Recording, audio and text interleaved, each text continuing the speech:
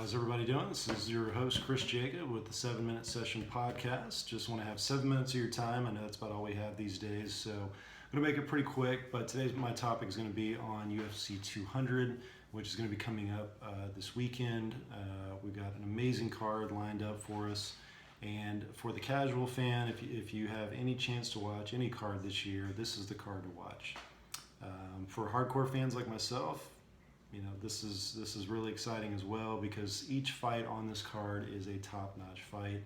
I've got a list of the fights here, which I'm going to go through here in this next 7 minutes, just talking a little bit individually about each fight, kind of the what's important about the fight, any build-up behind it, and then talking maybe in an overall standpoint about UFC 200, the significance of it, some of the maybe marketing aspects, and overall appeal that it has to fans and casual fans alike. So first, I just want to run through the card real quick, which we've got the main event, of course, Daniel Cormier versus John Jones 2, big rematch.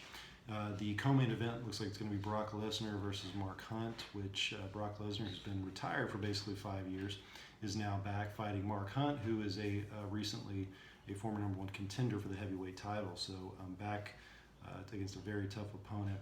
And then we also have Frankie Edgar versus Jose Aldo on the card as well, which is a rematch of a fight that they had a few years back.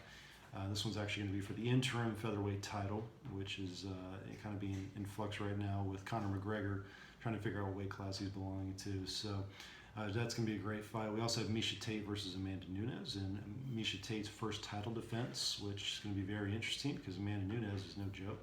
She's a really tough fighter, so her first test out of the gate is going to be something really tough fight for her. And then we have the opening fight, which is going to be Cain Velasquez versus Travis Brown, which is going to be an amazing contest itself. And that's actually where I want to start at, is the first fight, which is Cain Velasquez versus Travis Brown. It's kind of amazing to see the fact that Cain Velasquez, who a few years ago was the baddest man on the planet, is the one who's actually opening up this card. But that's kind of what happens when you've been out injured and have lost your last title fight the way he did to Fabricio Verdum. Cain has not fought in quite a while. I think he's only fought once in the last maybe 2-3 years, something like that. Really crazy. But when the guy is on, he's a monster, and I expect him to be back and hungry again. Haven't heard anything about any injuries or any hidden injuries that he's covering up right now. So I think he's going to be back with a full head of steam, and I think Travis Brown is a tough guy, but I think in the end, Cain is probably going to get it done. Travis Brown, I do want to say that guy has a lot of talent. I've always said he's the dark horse of the heavyweight division because if he can actually get that talent to match his technique, this guy can do it all. He's 6'7", 250 pounds of athleticism, and this is really a crossroads fight for both guys. Cain's been injured and has lost his last bout. Travis has had some ups and some downs, but like I said, this is a chance for them to really go forward and figure out where they're going with their careers. So I will pick Cain on that fight. Next fight, I was going to talk about Miesha Tate versus Amanda Nunes, and that is Miesha Tate's defense of the bantamweight title. I believe it's her first one. She had a dramatic win over Holly Holm in their last fight.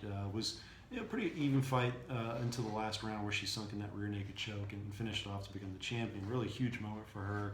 And the first opponent she has is no joke. Amanda Nunes is a tough opponent.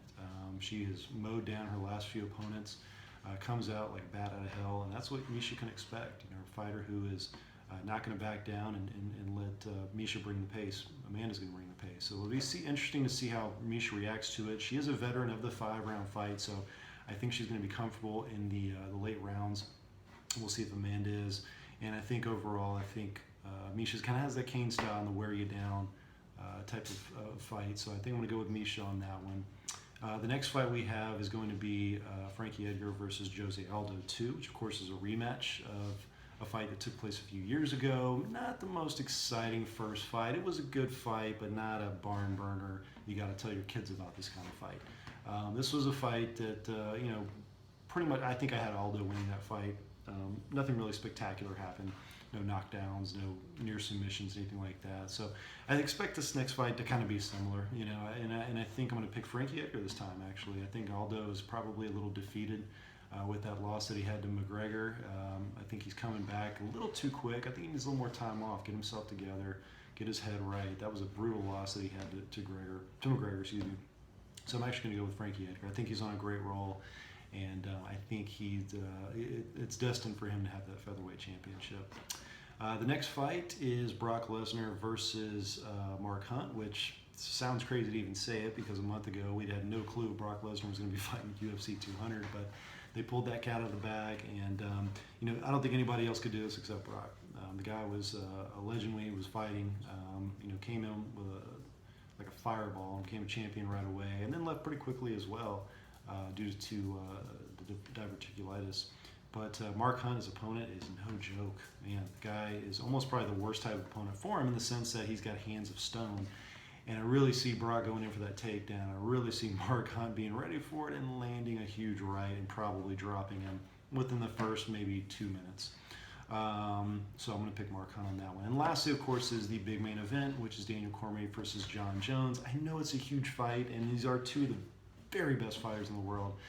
Not super excited about it though, and I'll tell you why. Because the first fight, Jones pretty much owned him. I had it 4 rounds to 1 for Jones, and while it was shocking, it became pretty clear pretty quickly that Jones has more athleticism, more strength, and just it's his time. And I think it's going to be the exact same way this time around. And I'm kind of happy in the sense that this will finally put to bed all the speculation about John Jones being the greatest fighter of all time. He is, people.